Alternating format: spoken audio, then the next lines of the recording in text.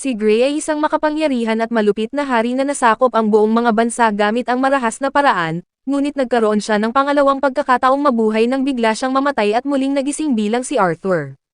Sa kanyang bagong buhay, naging isang nakamaskarang bayani si Arthur matapos ang mahabang pagsasanay, lahat ay ginawa niya para mabawi ang dati niyang kadakilaan. Gayunpaman, bahagya lamang sa dati niyang lakas ang nagagawa niyang mabawi. Kasama ang ibang mga adventurer, nakipagsosyo siya kay Jasmine at madalas tumanggap ng mga mapanganib na misyon kung saan may mga problemang nangyayari. Sa pagkakataong ito, may ibinahaging kakaibang quest si Jasmine na kailangan nilang asikasuhin. Matapos maghanap ng impormasyon, nalaman ni Arthur na nawalan na ng komunikasyon sa isang nayon malapit sa Beastglades. Sa kabila ng kawalan ng katiyakan, ipinaalala ni Arthur kay Jasmine na ang kaligtasan ang dapat nilang prioridad. Kapag may nakita silang mababangis na halimaw, wala sa kanilang dalawa ang dapat magpakabayani at ilagay sa panganib ang kanilang buhay, at sa halip ay pipiliin nilang maging matalino at umatras kapag delikado na. Habang iniimbestigahan nila ang lugar, pumunta naman sa gubat para magsanay si Sylvie, ang kakaibang kasama ni Arthur. Pagdating sa gilid ng nayon, napansin nila na maraming bakas ng paa ang pumapasok, pero iilan lamang ang palabas. Sa mas malapit na pagsusuri, wala namang palatandaan ng labanan o tao sa loob, at ayon kay Jasmine, dapat may bakas ng gulo kung inatake ito ng halimaw, pero tila maayos naman ang lahat. Bigla na lamang silang nakakita ng kislap na parang kristal sa loob ng nayon, at dahan-dahan silang lumapit at nakita ang malalaking tipak ng kristal na nakakalat kung saan nakukulong ang mga katawan ng mga taga-nayon habang tumatakas sila. Hindi sila mukhang patay, ngunit malinaw na sila ay nakulong, at may napansin na batang babae si Arthur na nanginginig sa takot sa di kalayuan. Ikinwento nito na pumunta siya sa gubat para kumuha ng halamang gamot, at nang bumalik siya ay ganito na ang lahat. Nagsimula itong umiyak dahil sa takot, pero mas malala pa ang susunod na mangyayari. Habang pinoproseso nila ang problema, biglang pumulupot ang pilak na tali sa paan ng bata at hinila ito papunta sa isang nakakatakot na halimaw. Sumigaw ang bata sa takot habang nakabitin ng patiwarik sa malaking gagamba, at nang subukang tumulong ni Arthur ay pinigilan siya ni Jasmine. Tinignan ng halimaw ang bata at ginamit ang nag-iisa nitong mata upang gawing kristal din ang bata, at sa halip na makipaglaban, tumakbo na lamang sina Arthur at Jasmine habang umatras din ang halimaw pabalik sa gubat. Samantala, pinag-uusapan ng dalawang lalaking nakabalabal ang posibleng pagkakaisa ng mga tao at duwende, kasama na ang elves. Sinisira nito ang kanilang plano, kaya naman may gumugulo sa Beastglades upang pigilan ang mga bayani na makialam. Bumalik sa nayon, ipinaliwanag ni Jasmine na halos mamatay sila sa kamay ng isang arak, isa sa pinakamalalakas na halimaw na halos hindi matalo. 5 beses na itong nilabanan ni Jasmine at minsan lang siyang nanalo, at dati na rin itong nakalaban kasama ang mga magulang ni Arthur na sina Alice at Reynold, at doon lamang sila nagtagumpay. Mataas ang resistensya nito sa mahika, at ang kristal na ginagawa nito ay mababasag lamang kapag napatay na ang halimaw. Ipinapaalala ni Jasmine kay Arthur ang lahat ng kanyang itinuro at hinayaan itong magdesisyon. Dahil sa lakas ng kalaban, napagdesisyonan ni Arthur na bumalik muna sa guild at kumuha ng karagdagang tulong, ngunit hindi nagpatinag ang halimaw at nasundan sila. Sa isang iglap, gumamit ito ng kapangyarihan at tumalsik si Jasmine upang harangin ito para iligtas si Arthur, at walang nagawa si Arthur kundi panoorin na lamang na maging kristal si Jasmine. Bago ito tuluyang mawala ay sinabi nitong tumakbo na siya, ngunit ang pangyayaring ito ay nagpaalala kay Arthur ng lahat ng pinagdaanan niya. Matapos mawala ang kanyang mga magulang at kaibigan, hindi niya kayang tanggapin na mawala rin si Jasmine, at sa pagkakataong ito, sa halip na tumakbo ay nanatili siyang nakatayo at hinarap ang halimaw. Tinamaan siya ng matigas na paa nito, pero hindi siya natumba at napaatras lamang. Ang matinding laban na ito ang naglabas sa tunay na lakas ni Arthur, at naalala niyang muli kung paano lumaban bilang ang makapangyarihang hari noon.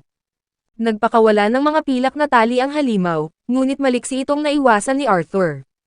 Bilang pinakamalakas na hari, isang hampas pa lamang ng kanyang espada ay sapat na para mapatay ang kalaban, pero ngayon ay tila walang saysay kahit daan-daang hampas pa ang gagawin niya laban sa halimaw. Parang walang silbi ang kanyang pagtatangkang tusukin ang matigas na baluti nito gamit ang kanyang sandata, kaya naman gumamit na siya ng mahika at binalot ng apoy ang kanyang mga espada. Gaya ng inaasahan, epektibo ang apoy sa simula, pero hindi ito tumalab ng husto dahil mataas ang resistensya ng halimaw sa mahika. Gumawa na lang ng ibang plano si Arthur at gumamit ng malakas na mahika upang salakayin ang halimaw gamit ang iba't ibang elemento. Medyo napabagal nito ang kilos ng halimaw, ngunit hindi pa rin ito sumusuko, at nang mapansin ni Arthur na nasira ang baluti nito ay sinamantala niya ang pagkakataon at isinaksak ang kanyang espada sa butas. Sa halip na labanan ang baluti, ginamit niya ang kanyang mahika papasok mismo sa katawan nito, at napaiyak at napakibot ang halimaw sa tindi ng sakit. Tinangka itong tumakas pero mas pinalakas pa ni Arthur ang kanyang atake hanggang sa tuluyan nang bumagsak ang arak. Gayunpaman, nakukulong pa rin si Jasmine sa kristal, ibig sabihin lamang nito ay hindi pa natapos ang trabaho ni Arthur. Lalong naiinis si Arthur nang muling bumangon ang halimaw, at nagsalita siya sa kanyang dating boses, na tila nagiba ang kulay ng paligid at muling kumilos gaya ng isang hari, kahit na mukhang payat at bata pa ang kanyang itsura. Dahil ayaw na nitong bigyan ng pagkakataon ang halimaw, ginamit na ni Arthur ang kanyang tunay na estilo ng pakikipaglaban. Isang hiwa lang ng kanyang espada ay nahati ang dambuhalang gagamba at tuluyan nang nagwakas ang buhay nito, ngunit ang paggamit sa ganitong lakas ay nakakapanghina ng sobra. Maya-maya ay lumipad palabas ng gubat si Sylvie at tumakbo ng mabilis upang yakapin si Arthur, dahil nag-alala ng husto ang maliit na nilalang nang marinig ang ingay ng labanan. Malaya na rin si Jasmine mula sa kristal, pero wala man lang pasasalamat sa itsura niya, dahil para kay Jasmine ay mas mainam pa sana kung iniwan na lang nila ang nayon. Sa halip ay nakipagsapalaran si Arthur at inilagay sa panganib ang kanyang sarili, pero kahit ganoon, hindi maitatanggi na kahangahangang napatumba niya ang isang napakalakas na halimaw. Sa kabila ng tagumpay, hindi masaya si Arthur, sa halip ay pakiramdam niya ay kulang pa rin siya. Gusto niya ng tunay na kapangyarihan, yung kayang protektahan ang lahat ng mahalaga sa kanya, lalo na matapos ang lahat ng nangyari noon. Naiintindihan ni Jasmine ang punto niya, pero takot na takot siya sa sermon na darating, pumayag lang kasi si Alice na lumabas si Arthur dahil nangako si Jasmine na ilalayo niya ito sa gulo. Pero nilinaw ni Arthur na mahalaga siya sa kanya at hindi niya ito maaaring iwanan, kaya wala na ring nagawa si Jasmine kundi magpasalamat at tanggapin na niligtas siya nito. Dahil patay na ang halimaw, dapat ay malaking premyo at koleksyon ang mana core nito, ngunit paglingon nila, nakita nilang kinain na pala ito ni Sylvie at halos wala nang matira, kaya nasayang na lang ito. Sa pagkamatay ng halimaw, nakalaya na rin ang lahat ng taga-nayon at bumalik sa dati ang kanilang pamumuhay. Pagkatapos ng misyon, pumunta sina Arthur at Jasmine sa isang tavern, doon ay sinalubong sila ni Lucas Wikes, ang isang mayabang na maharlika. Ayaw nitong maniwala na nakayanan ni Arthur na patayin mag-isa ang isang arak, at ayon kay Lucas, may basehan ang kanyang pagdududa dahil bihira lang lumabas ang mga arak mula sa kailaliman ng mga piitan.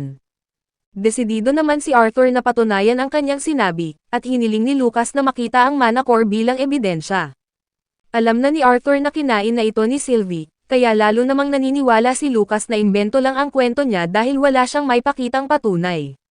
Dahil sa inis sa ugali ni Lucas, gumawa ng hindi inaasahan si Arthur, ipinatawag niya at ibinagsak mismo sa gitna ng tavern ang malaking ulo ng arak. Ngayon ay nanginginig sa takot si Lucas at ang lahat ng naroon, nakita pa nito ang nag-iisang lilang mata na kayang gawing kristal ang mga tao, na nagpatunay na talagang napatay ni Arthur ang halimaw.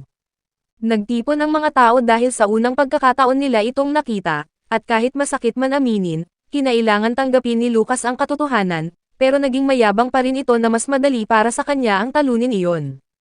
Tiningnan lang siya ni Arthur nang walang emosyon at pinanood itong umalis na parang wala nang nangyari, at nang nagpa siya silang umuwi, masiglang sinalubong sila ng mga magulang at kapatid ni Arthur. Gustong malaman ni Ray ang tungkol sa kanilang adventure, at gaya ng inaasahan, magkaiba ang kanilang naging reaksyon nang malaman nila na nakatalo si Arthur ng isang arak. Habang labis na ipinagmamalaki siya ni Ray, hinawakan naman sa ulo si Alice dahil sa inis at pag-aalala. Kahit na naging matalino at matagumpay si Arthur, hindi ganito ang uri ng ligtas na pakikipagsapalaran na nasa isip ni Alice noong pinayagan niya itong lumabas. Inutusan ni Alice na lumuhod at humingi ng tawad sina Jasmine at Arthur dahil sa kanilang kapabayaan, at nangako si Arthur sa kanyang ina na hinding-hindi na siya gagawa ng bagay na delikado. Ganoon din si Jasmine, nangako siya kay Alice na ilalayo niya si Arthur sa gulo, pero sa kabila ng mga pangako, nakipaglaban pa rin silang dalawa sa isang arak ng walang sapat na tulong at paghahanda. Dahil sa sobrang inis at pag-aalala, napaluha si Alice, hindi niya kayang makita na inilalagay sa panganib ng mga mahal niya ang kanilang mga buhay. Kailangang makialam ni Ray, at ipinaalala kay Arthur na dapat siyang makinig kay Jasmine kapag sinasabihan na itong tumakas kapag delikado na. Nang kumalma ang sitwasyon, sinabihan ni Ray si Alice na magpasalamat na lang at nakauwi ng ligtas ang kanilang anak matapos labanan ang ganoong kalakas na halimaw. Maya-maya, nag-ensayo o naglaro ng suntukan sina Arthur at Jasmine para magpatuloy ang kanilang pagsasanay. Habang naglalaban, iniisip ni Arthur ang tunay na mahalaga sa kanya, at ang makita ang kanyang pamilya ay lalong nagtulak sa kanya na maging malakas para maprotektahan sila. Nang matapos ang ensayo, naisip ni Arthur kung ano kaya ang ginagawa ngayon ng kaibigan niyang si Tessa. Hindi niya alam na tumatakbo sila para mabuhay habang hinahabol ng dambuhalang bato at halos hindi na makaligtas. Mula pagkabata, karahasan at kalupitan ng mga tao lang ang naranasan ni Tessa, dahil sa mundong ito ay itinuturing na mababang uri lamang ang mga elf. Ninanakaw ang kanilang mga lupain at ibinebenta sila bilang mga alipin. Sa kasamaang palad, nahiwalay si Tessa sa kanyang pamilya noong bata pa siya, ngunit dahil sa kabutihan ni Arthur ay nakaligtas at nabuhay siya. Ngayon, ang prinsesa ng mga elf ay namumuhay bilang isang simpleng adventurer, ngunit walang umiiral sa kanya lalo na ang kanyang mga kasama. Nang sabihin ni Tessa na pupunta sila sa teritoryo ng mga tao para mangaso ng baboy ramo ay walang natuwa sa kanyang plano, at napasimangot si Veo dahil ayaw niyang nakikihalubilo sa mga tao. Samantala, nagwala naman si Faye at sinabing hindi nararapat para sa kanila ang ganitong gawain dahil nakakasira ito sa imahe ng kaharian ng Alenor. Bago pa ito makapagsalita, pinigilan na siya ni Veo at nagpasya silang umalis. Mula nang pumasok sila sa tavern, masasamang tingin lang ang natatanggap nila, kaya hindi na nakapagtataka ng harangan ng isang lalaki si Tessa habang papaalis na sila. Madali lang niyang naitulak ang lalaki palayo, pero may ibang tao na bumato ng baso ng beer sa kanya na naiwasan din niya agad. Galit na galit ang mga tao at ayaw silang paalisin, kaya gumamit na ng water magic si Faye para itulak ang mga tao at makatakas sina Tessa at Veo. Habang tumatakbo, sinabi ni Faye na sayang lang ang oras sa pakikipag-away sa mga mapanghusgang tao, pero hindi si Tessa ang tipo ng tao na umuurong, at sang-ayon dito si Veo. Dahil malayo ang kanilang pupuntahan, sumakay na lang sila sa karwahe, at gaya ng inaasahan, hindi naging payapa ang biyahe dahil sobrang tensyonado na ang relasyon ng mga tao at elf. Maraming beses silang inatake, gustong-gustong hulihin sila ng mga tao dahil malaki ang halaga ng mga elf.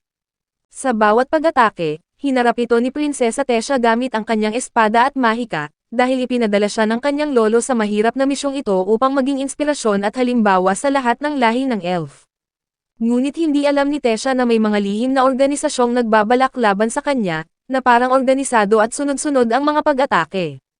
Dahil hindi naligtas ang karwahe, napagdesisyonan nilang maglakad na lang, pero kahit anong tulong ang inaalok nila, tinatanggihan at kinapopootan pa rin sila ng mga tao.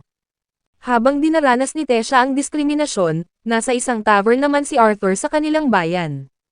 Iniisip niya kung paano nangyari na naging maimpluwensya si Lucas sa lipunan, gayong labis na kinaiinisan at hinuhuli niya ang mga elf.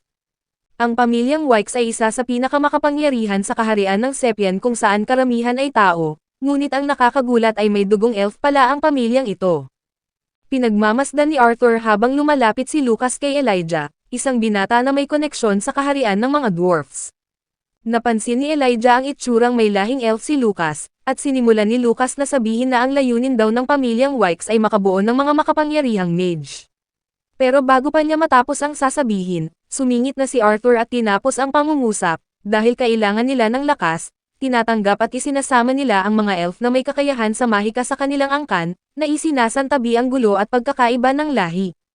Hindi nagustuhan ni Lucas na sumingit si Arthur sa usapan, pero dahil sa pagiging mayabang, inamin niya ang kanyang plano. Gusto niyang gamitin ang kanyang kapangyarihan upang maging pinakamalakas at walang kapantay na mage sa buong kontinente ng Daicodem. Inaasahan ni Lucas na may mas malakas na reaksyon si Arthur, pero simpleng bati na lang ito ng swerte sa kanya. Dumating si Jasmine at sinabi ni Arthur na magkaiba sila ng layunin, hindi na siya interesado na maging pinakamalakas. Pagkatapos nito, umalis na silang dalawa para sa susunod nilang misyon. Samantala sa probinsya, hirap na hirap si Tessa na makakuha ng impormasyon mula sa mga tao. Sinubukan niyang kausapin ang ilan, pero mga masasamang tingin at sigaw lang ang natanggap niya, at dahil sa walang kwentang pagtatangka ay nawawalan na siya ng pag-asa. Habang nagrereklamo siya sa ugali ng mga tao, bigla siyang binato ng dalawang bata sa ulo. Hindi naman nila gustong makipag-away, gusto lang nilang sabihin kung nasaan ang baboy Ramo, dahil nakakaabala na kasi ang hayop sa lugar at gusto na itong paalisin ng mga bata. Ngunit hindi alam ni Tesha na may mga misteryosong grupo na nagbabantay sa kanya, na gusto nilang magkaroon ng gulo, kaya nakita nilang magandang target ang prinsesa ng mga elf. Kapag nangyari sa kanya ang masama sa teritoryo ng tao, siguradong guguho ang mundo ng politika, kaya naman pinalakas nila ang baboy Ramo at ginawa itong halimaw na walang makakapaslang. Pagdating ni Natesha ay agad silang sinugod, kaya naghanda sila at sabay-sabay na inatake ito ni Natesha at Faye, kasama si Veo gamit ang kani-kanilang kapangyarihan. Akala nila ay tapos na ang laban, pero laking gulat nila nang muling tumayo ang hayop na walang kahit anong galos. Muli itong sumugod at muntik nang matamaan si Faye, at mas lalo silang nahirapan nang matuklasan nilang walang epekto ang mahika dito. Dahil alam nila ang tindi ng panganib, tumakbo na sina Veo at Tesha para mabuhay, pero hindi tumigil si Tesha sa pagpapakawala ng spell kahit alam niya na wala naman itong silbi. Mula sa dilim, tuwang-tuwang pinapanood ng mga misteryosong tao ang nangyayari, at alam nila na bagaman magaling sa mahika ang mga elf, marupok naman ang kanilang mga katawan. Kapag namatay si Tesha dito ay siguradong magkakagulo ang lahat, kaya naman kailangan talagang hindi ito makaligtas. Naiipit sa bangin, binunggo ng baboy Ramo ang bato at lumipad ang malalaking tipak, at sa kasamaang palad ay tinamaan si Veo at bumagsak sa lupa. Wala siyang magawa habang papalapit ulit ang halimaw, pero buti na lang ay dumating si Faye sa tamang oras, at gumamit siya ng water magic upang gawing madulas ang lupa at makatakas si Veo. Dahil sa delikadong sitwasyon ay iginiit ni Veo at Faye na umatras na sila, pero hindi pa handang sumuko si Tesha, dahil may plano pa siya at kailangan niya ang tulong ng mga kaibigan. Wala na silang nagawa kundi sumunod sa kanyang ideya, at sinimulan ni Faye sa pang-aakit sa hayop para habulin siya, isang bagay na ayaw niya dahil ayaw niyang tumakbo. Habang hinahabol nito ang pagod na si Faye, sumabak naman si Veo at gumawa ng malaking butas sa lupa, at doon nahulog ang rumaragasang baboy Ramo. Sinamantala ito ni Tesha at ginamitan ng wind magic para ihulog ang malalaking bato sa loob, at akala nila ay payapa na ang lahat at patay na ang kalaban. Ngayon ay nauubos na ang mana nila, pero hindi pa doon nagtatapos ang lahat, at sa sobrang gulat nila ay tumalon palabas ng hukay ang halimaw at papunta kina Veo at Faye. Gamit ang huling lakas, binuhat at inilipat sila ni Tesha sa ligtas na lugar gamit ang hangin, bagaman nagtatalo sila kung sayang lang ang ginawa niya, ngunit iyon lang ang pwede niyang gawin. Alam niyang ganon din ang gagawin ni Arthur, nalugmok sa isipin si Tesha at naalala ang tapang at katatagan ng kanyang kaibigan. Habang wala sa kanyang sarili dahil sa kakaisip kay Arthur, kinailangan pang iligtas siya ni Faye para hindi siya makain. Nang makaligtas, sinabi ni Veo na kailangan na nilang tumakbo dahil wala na silang mana at hindi na mapigilan ang halimaw. Pero naalala bigla ni Tesha ang itinuro sa kanya ni Arthur noon, kung paano gamitin at buhayin ang tunay na lakas na nasa loob mismo ng kanyang mana core. Nakapagpalabas si Arthur ng matinding liwanag mula sa kanyang mga palad, na nagsisilbing daluyan ng napakalakas na enerhiya upang patibayin ang kanyang katawan. Noong bata pa siya, namangha na si Tesha sa kakayahang iyon, at ngayon ay sinusubukan niya itong gayahin sa pamamagitan ng pag-focus sa kanyang inner mana core. Hindi nagtagal, kumintab ang kanyang mga braso sa gintong liwanag, at habang dumadaloy ang mana ay lumakas ang buong katawan niya.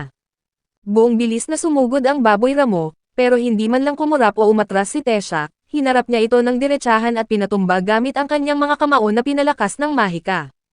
Sa pagbagsak ng halimaw, hindi makapaniwala sina Faye at Veo sa ipinakitang lakas ni Tesha.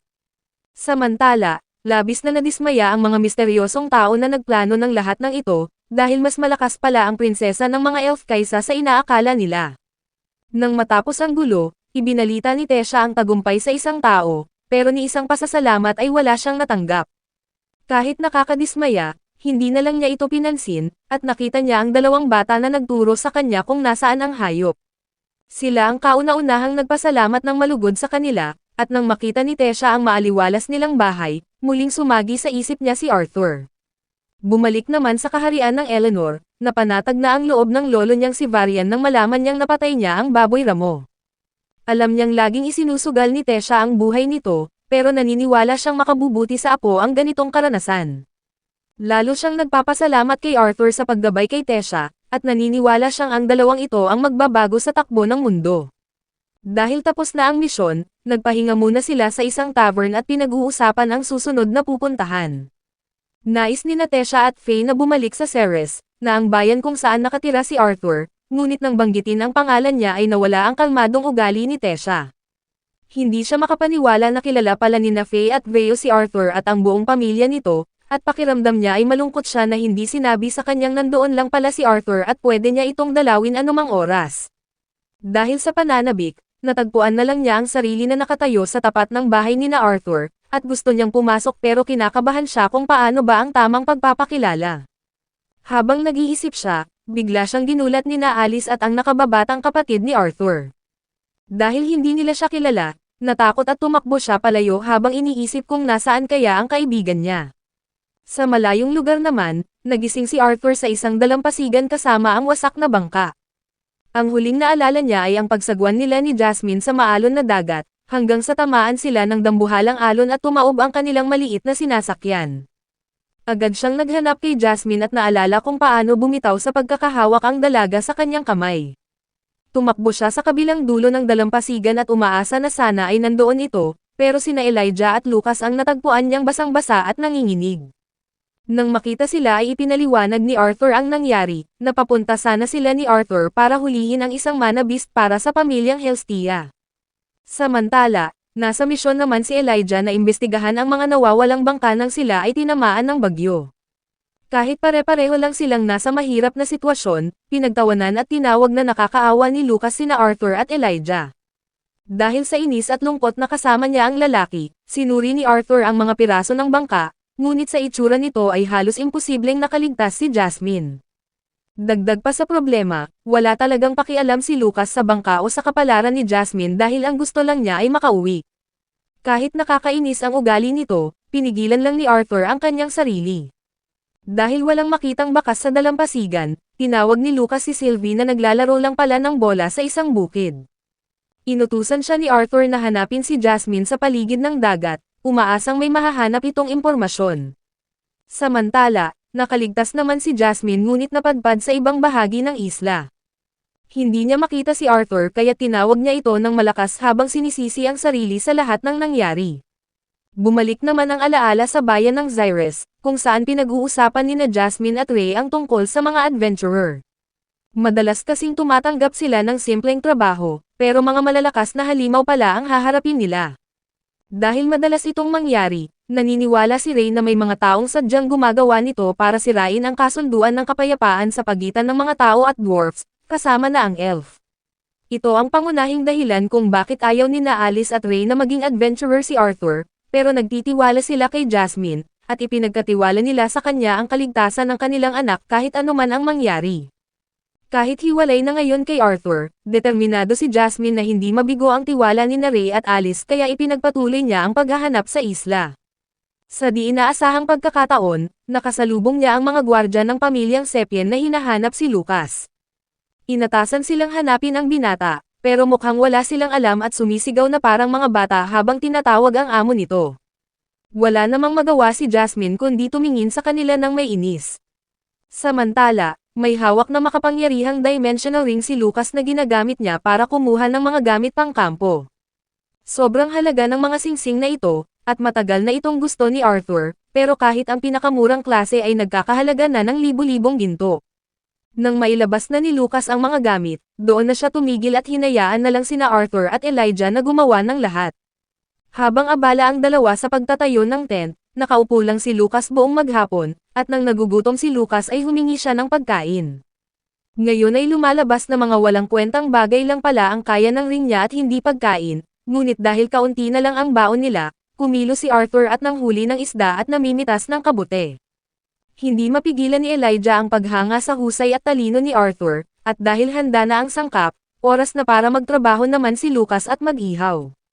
Dahil sanay sa magarang buhay ay nandidiri siya sa ideya, pero naging tuso si Arthur at sinabihan siya na ang kanyang malakas na fire magic ang pinakamahalaga para maluto ng masarap ang isda. Naniwala naman ang tangang binata at sinubukan ang pagluluto sa unang pagkakataon, ngunit sa unang subok pa lang, nasunog na agad at naging uling ang isda. Ngayon ay sinubukan niyang bawasan ang apoy, pero naging hilaw naman ang resulta, At matapos ang ilang pagtatangka ay nakuha rin ng mayabang na Maharlika ang tamang paraan. Habang abala si Lucas sa pagluluto, inihanda naman nina Arthur at Elijah ang mga kabute. Paglubog ng araw, nagtipon-tipon sila sa paligid ng apoy at kumain ng simpleng hapunan, at kahit nakakagulat man, nagustuhan pala ni Lucas ang pagkain kahit na malayo ito sa karaniwan niyang kinakain.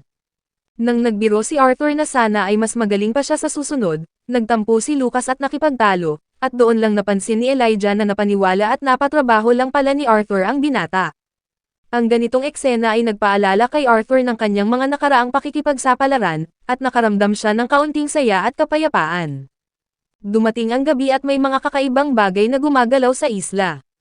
Kinaumagahan, habang busy pa rin kumain si Lucas, ibinahagi ni Arthur ang kanyang nadiskubre.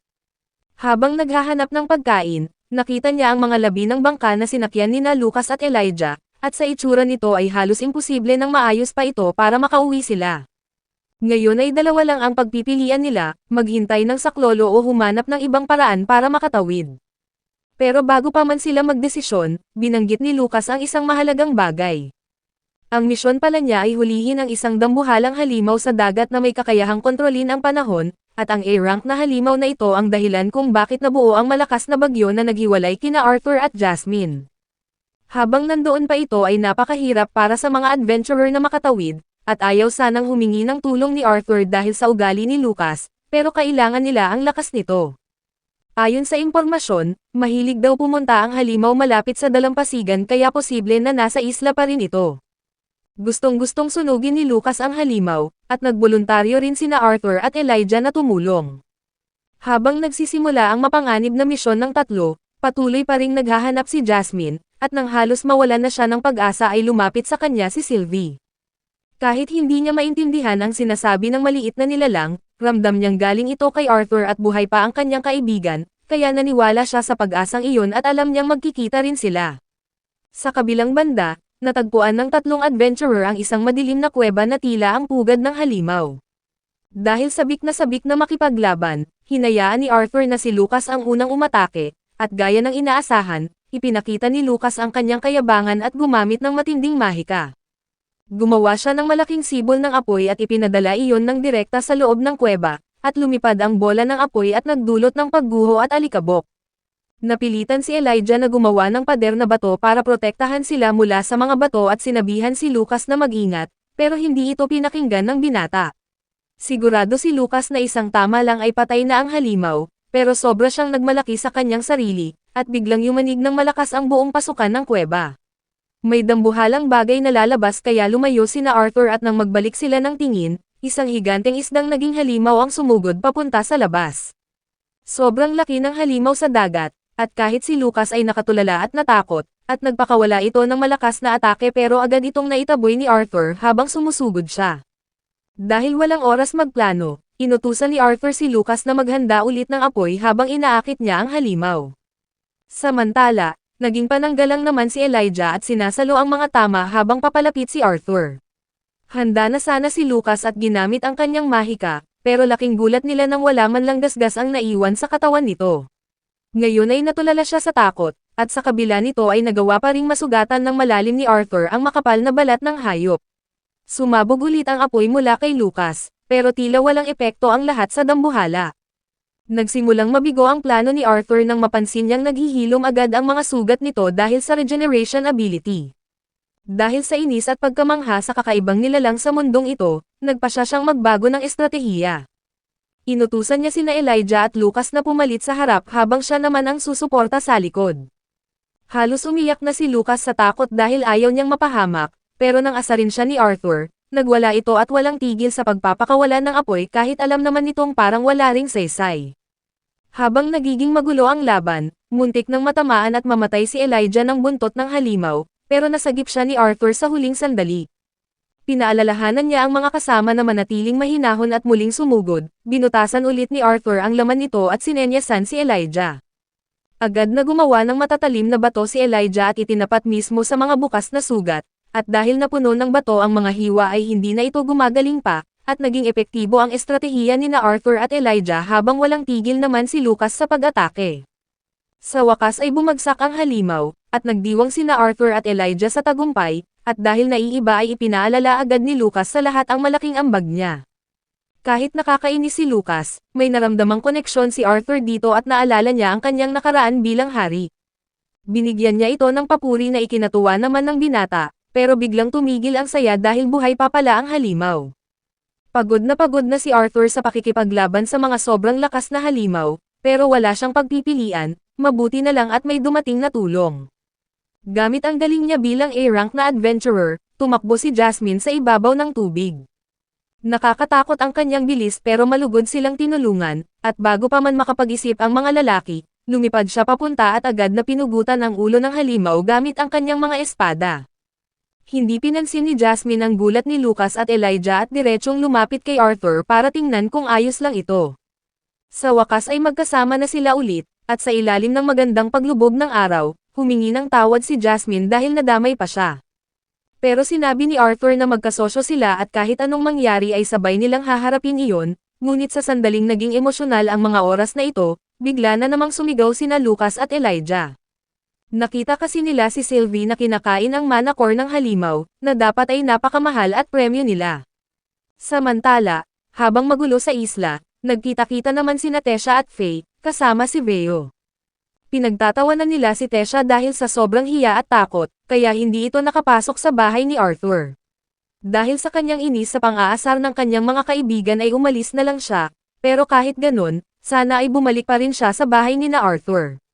Ngunit sa kasamaang palad ay nasalubong niya si Ray, at bago pa man makapagsalita ang lalaki, natakot si Tesha at tumakbo ng mabilis na parang hangin na lang ang naiwan. Samantala, may isang grupo ng mga lalaking nakatalukbong na nakatingin sa isang mahiwagang mapa, at maingat silang naghahanap ng halimaw na sapat ang lakas para sa araw ng paghahatol. Maya-maya, nakita sina Arthur at Jasmine na paalis mula sa Adventurers Guild, at habang naglalakad, sinabi ni Arthur na labis siyang nagulat sa bilis ng pagdating ni Jasmine noong nilalabanan nila ang halimaw. Sinabi ni Jasmine na hindi iyon malaking bagay, dahil ang ginawa lang niya ay itinoon ang kanyang mana sa kanyang mga paa para mapabilis ang kanyang kilos. Sa sandaling iyon, lumapit sa kanila ang isang matangkad na lalaki na may kulay gintong buhok at binati siya. Hindi nakikilala ni Arthur ang lalaki, kaya ipinaliwanag ni Jasmine na ang pangalan nito ay Brauld at isa itong A-rank adventurer. Tila natutuwa si Brauld na kilala siya ni Jasmine, at sinabi niya na lumapit siya para humingi ng pabor dahil may nakita siyang impormasyon tungkol sa isang mahalagang kayamanan.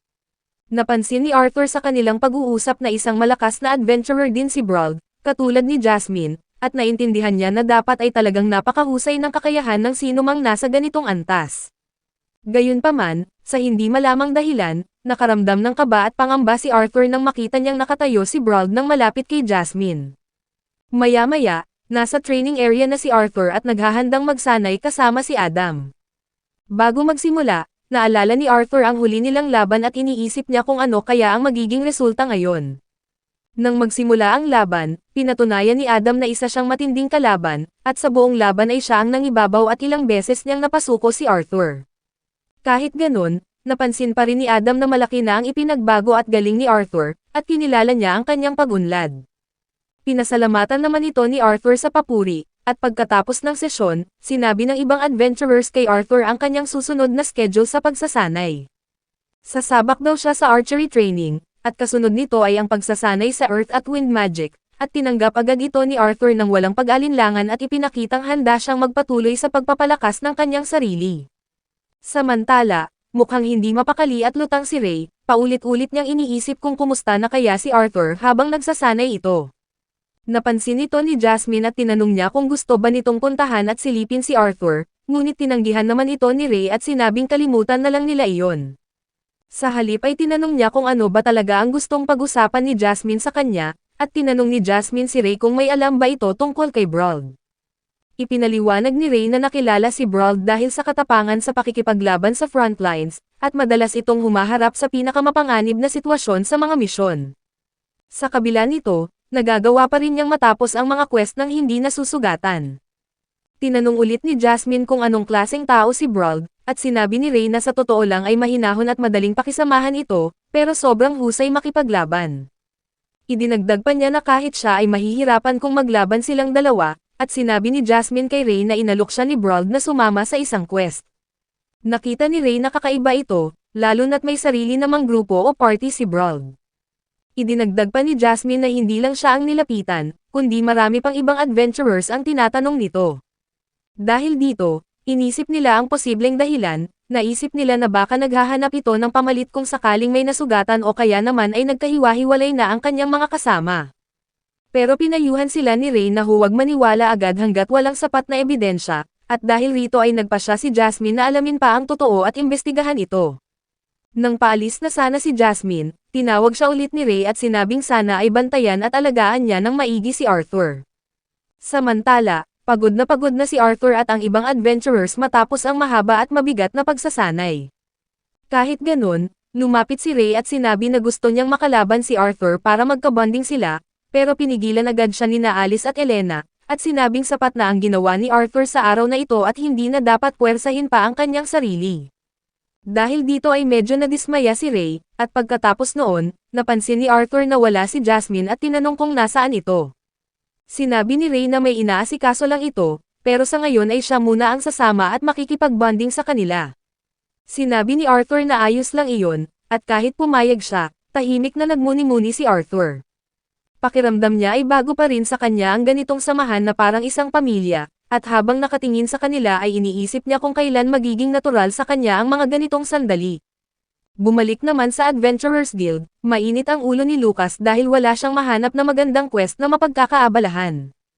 Ipinaliwanag ng kanyang mga gwardya na dahil sa mga naganap na insidente, maraming adventurers ang namatay, kaya naman naging mas maingat ang guild at mas tumatagal sa pagsusuri ng mga quest bago ito ibigay sa mga adventurers. Umaasa sana si Lucas na makakatapos pa ng ilang quest bago pumasok sa akademya, pero dahil sa sitwasyon, nagdududa na siya kung magagawa pa niya ito. Sa oras na iyon, lumapit si Sean at sinabi na palihim na nagre-recruit si Brauld ng mga miyembro, para salakayin ang isang hindi pa natutuklasan na mataas na antas na piitan, at ang misyon na ito ay itinatago sa guild. Sinabi ni Sean na dahil sa lakas ni Lucas ay siguradong makakasali ito agad, pero pagkarinig noon, agad na tumutol ang mga kasama ni Lucas, at binalaan nila ito na mukhang napakadelikado ng misyon at pinayuhan na huwag nang sumama. Hindi pinansin ni Lucas ang mga ito at sinabing tumahimik na lang sila, at malinaw na napagdesisyonan na niyang sumali. Habang naglalakad si Lucas para hanapin si Brauld at subukang makasali sa grupo, kitang-kita sa mukha ni Sean na may binabalak siya at parang inilalagay lang niya sa alanganin si Lucas. Samantala, lumabas si Arthur kasama si Alice para tumulong sa pagbili ng mga bagong damit para kay Elena. Kahit dapat ay masaya ang pamamasyal na ito, napansin ni Alice na nananatiling seryoso at hindi mapalagay si Arthur. Sinabihan niya itong mag-relax at subukang mag-enjoy, pero sa loob-loob ni Arthur, mas gugustuhin pa niyang makipaglaban sa halimaw kaysa mamili ng gamit. Samantala, nakaupo si Natesha at ang kanyang grupo sa isang tindahan at umiinom ng tsaa. Nagulat si Veo at Faye dahil ilang beses na silang pumunta sa bahay, pero hindi pa rin nagkikita si Natesha at Arthur, kaya naisip nila na baka talagang hindi itinadhana na magkita sila. Hindi sumang-ayon si Tesha at sinabing hindi iyon totoo dahil sobra-sobra na ang pangungulila niya kay Arthur, at tinanong naman ni Faye si Tesha kung mayroon silang bagong misyong ibinigay kay Baryan. Ipinaliwanag ni Tesha na kailangan muna nilang hintayin na matapos ang kasalukuyang investigasyon bago sila bigyan ng panibagong misyon. Sinabi ni Veo na ayos lang sa kanya iyon, dahil ayaw na niyang makalaban ulit ang delikadong halimaw ng walang babala. Sa parehong oras, naglalakad pa uwi si Arthur kasama sina Alice at Elena. Biglang nakita sila ni Veo sa malayo at natuwa si Tesha, pero nang lumingon na sana si Tesha, may dumaan na karwahe at natakpan ang kanyang paningin. Nang makaalis ito, wala na si Arthur kaya muling nakaligtaan ni Tesha na makita siya. Maya-maya, pumunta si Arthur sa isang tindahan ng mga mahiwagang gamit dahil gusto niyang bumili ng dimensional ring. Doon ay nakasalubong niya sina Helen at Angela, at tiningnan niya ang mga paninda pero napakamahal ng mga ito para sa kanya sa ngayon, kaya napagdesisyonan niya na babalik na lang siya kapag may pera na siya. Hindi nagtagal, pumasok din sina Alice at Alina at pinagsabihan si Arthur dahil bigla na lang daw itong nawala at iniwan sila. Humingi naman ng tawad si Arthur at sumama na ulit sa kanila, at pagkatapos ng maghapon, umuwi si Arthur at agad na bumagsak sa kanyang kama dahil sa sobrang pagod. Kinausap niya si Sylvie at inireklamo kung gaano kahirap at nakakapagod para sa kanya ang mga ganitong araw kasama ang pamilya. Inamin niya na kahit mahalaga sa kanya sina Alice at Elena, hindi pa rin siya sanay sa ganitong pamumuhay. Si Sylvie naman ay hindi na makapaghintay na sumabak muli sa pakikipagsapalaran, at tinanong niya si Arthur kung kailan ang susunod nilang misyon. Ipinaliwanag ni Arthur na pansamantalang humihinto ang mga adventurer dahil sa mga nangyari kamakailan, kaya baka matatagalan pa bago sila mabigyan ng misyon. Habang kausap si Sylvie, napagtanto ni Arthur na halos 2 taon na pala mula noong naging adventurer siya, at ang plano lang naman niya ay manatili sa ganitong trabaho hanggang sa makapasok siya sa Xyrus Academy. Dahil malapit na ang araw na iyon, naiisip niya na baka ang susunod na misyon ang magiging huling laban na sila ay magkakasama. Gusto niyang malaman kung ano ang iisipin ni Jasmine tungkol sa desisyong ito, kaya hinanap niya ito, pero pagdating niya ay nakita niyang binihisan ni Alice at Elena si Jasmine ng magandang damit. Nahiya si Jasmine nang makita siya ni Arthur, at sinabi lang ni Arthur na ang ganda niyang tignan, pero imbes na sumagot ay tumakbo agad palayo si Jasmine dahil hindi niya makayanan ang sandaling iyon. Gusto pa ring makausap ni Arthur si Jasmine, kaya nang makapagpalit ito ng damit ay hinanap niya ito at kinausap ng pribado, at tinanong niya kung ano ang plano nito tungkol sa imbitasyon ni Brauld. Sinabi ni Jasmine na inimbestigahan niya ang nangyari at nalaman niyang si Brauld lang ang nag-aayos ng misyon, at hindi kasali ang karaniwan niyang mga kasama, kaya sa tingin niya ay hindi magandang ideya na tanggapin ang alok. Napansin ni Jasmine na parang interesado si Arthur, at pinag-isipan ni Arthur ang lahat ng nangyari at naisip niya na kahit iwasan pa niya ang panganib ay wala ring magbabago. Sinabi niya kay Jasmine na kahit sanay siya sa simpleng misyon tulad ng pagkuha ng halamang gamot, ngunit kung ito man ang huling misyon nila ng magkasama, dapat ay isang bagay ito na makabuluhan at hindi malilimutan. Naintindihan ni Jasmine ang punto niya, pumayag din ito dahil sa tingin niya ay nakakabagot lang naman ang simpleng gawain, kaya napagdesisyonan niyang tanggapin ang misyon at sumama kay Arthur. Kinabukasan, naghanda na sina Arthur at Jasmine para umalis, at nagtitipon ang pamilya para magpaalam. Binigyan ni Ray si Arthur ng huling payo, at pinaalalahanan na ang pinakamahalaga sa anumang misyon ay ang makauwi ng ligtas. Sinabi niya kay Arthur na basta makabalik sila ng ligtas ni Jasmine, magkakaroon sila ng kapistahan kahit ano pa ang kalalabasan ng misyon. Pagkatapos noon, sinimulan na nina Arthur at Jasmine ang kanilang paglalakbay. Dumaan sila sa isang teleportation tunnel at nakarating sa isang malawak na kapatagan, at doon ay nagpaalam si Arthur kay Sylvie at sinabing magkikita na lang ulit sila kapag tapos na ang misyon. Pagkatapos noon, tuloy-tuloy na ang paglalakad nina Arthur at Jasmine, ngunit sa kabilang banda, tinatapos na ng lalaking nakatalukbong ang kanyang summoning ritual. Sobrang lakas ng nilalang na tinawag niya at halos hindi niya ito makontrol ng buo, at dahil dito ay naging kumpiyansa siya na walang laban sina Arthur at Jasmine kapag hinarap nila ito. Pagkalipas ng ilang sandali, sa wakas ay nakita na nina Arthur at Jasmine ang iba pang manlalakbay sa labas ng piitan. Naroon na sina Lucas at Elijah, nagsimula ng magpakilala ang bawat isa, na pinangunahan nina Reginald Bastian at Crowmaster, na parehong A-rank adventurer. Nagpakilala rin si Oliver bilang isang A-rank adventurer, gayunman, batay sa batong nakakabit sa kanyang tungkod, napagtanto ni Arthur na si Oliver ay talagang isang emitter, tulad ni Alice. Alam niyang malaking tulong ang magkaroon ng ganitong kakayahan sa grupo. Sa huli, nagpakilala naman si Samantha, isa ring A-rank conjurer, at ipinahayag ang kanyang kasiyahan na makatrabaho silang lahat. Ipinakilala ni Arthur ang kanyang sarili bilang Note, isang A-rank augmenter, habang sinabi naman ni Jasmine na siya ay AA-rank augmenter. Ilang sandali pa ay dumating na rin si Brauld, at labis siyang natuwa na may isa pang miyembrong AA-rank sa kanilang pangkat. Kahit medyo nahuli, inihayag niya ang kanyang posisyon bilang pinuno ng grupo at formal na ipinakilala ang kanyang sarili bilang bagong na-promote na AA-rank augmenter. Napansin ni Brauld na may daladalang bag sina Arthur at Jasmine, kaya inakala niyang wala silang mga dimension ring. Nagalok si Oliver na ilagay ang kanilang mga gamit sa kanyang sariling singsing, ngunit ipinaliwanag niyang puno na ito dahil sa mga gamit ni Samantha. Sumagot naman si Elijah at inalok ang kanyang singsing na mayroon pang natitirang espasyo. Ibinigay ni na Arthur at Jasmine ang kanilang mga gamit at nagpasalamat sa kanya. Nang matapos ang lahat ng ito, inanunsyo ni Brauld na oras na para pumasok sa piitan.